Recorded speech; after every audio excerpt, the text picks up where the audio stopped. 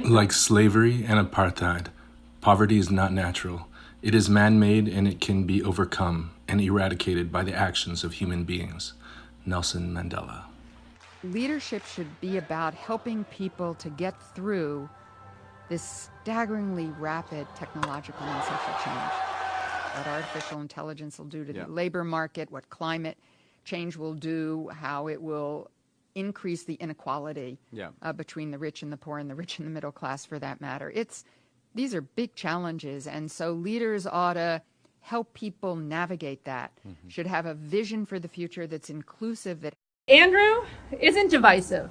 He isn't spending time holding up shiny objects to blind and divide us. Another problem with the modern economy is that it fails to reward certain types of important work. Stay-at-home parents or folks who look after their elderly family members are not valued by the job market. A UBI would make sure they're taken care of. Right now, there are millions of American women in exploitative or abusive jobs or relationships because they lack the economic freedom to actually make a change in their situation.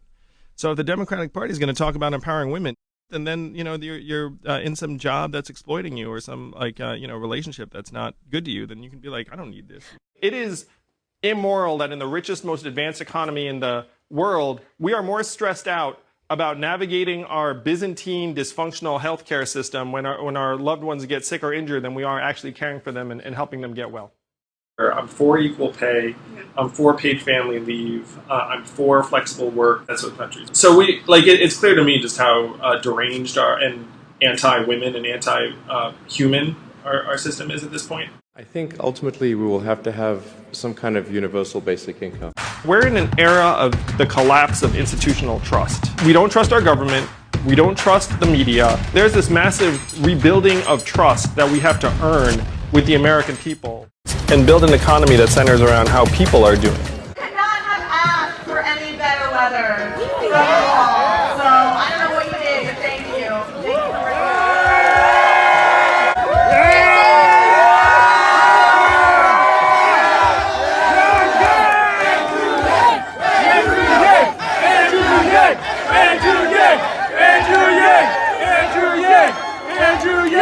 Andrewyang! Fuck yeah, it's a guest. Whoa! Oh! What the? Thank you, Seattle. Thank you. How beautiful are you?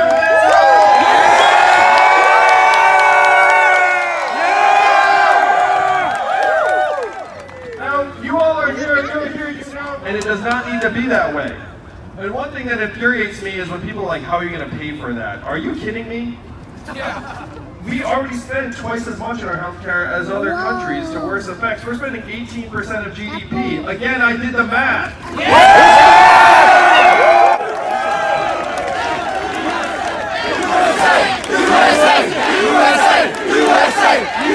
So the third big thing is how many of you all woke up this morning? Oh, what do we got? Eagles, it's a sign.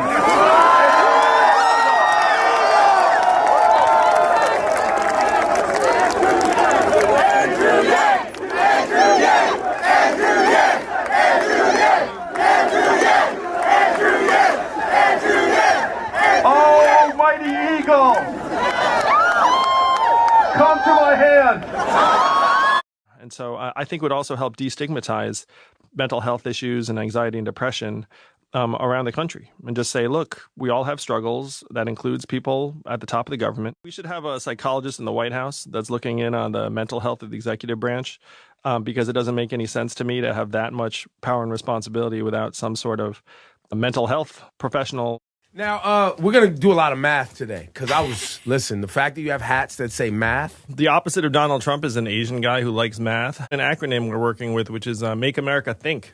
I love Make America Think. That's a great thought. 38 times 17. Give me a minute. Okay, I see. Wait, he's not like a math genius. He just was a mathematician. I'm not a robot. No, he has hats that say math. But you said the hats. And he likes math. Okay. I do. But you're not like a calculator in your head. You just I'm not Rain Man, no. How many more? 38 times 17 is 646. Well, did you know that at the time? Like, You've been thinking about it this whole time. Yeah, he's like, it just carried it through. I like got the answer like a couple seconds later, and then I was like, now it's gonna be real. That's awesome. All right, thank you guys. This is a really important point. We don't have Washington filled with a bunch of criminals.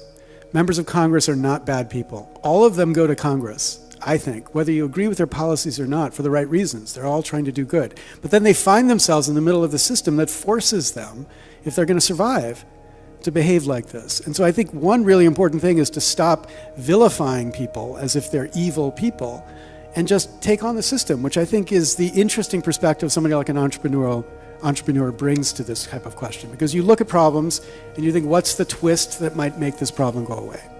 Yes, and I will say that I think you all, if you're here, you're thinking in these same terms. You're looking up and you're seeing that there's something twisted and messed up and imperfect about various processes, certainly campaign finance. And it's very tempting to then demonize people on the other end of it. And sometimes, you know, they're doing really unsavory things.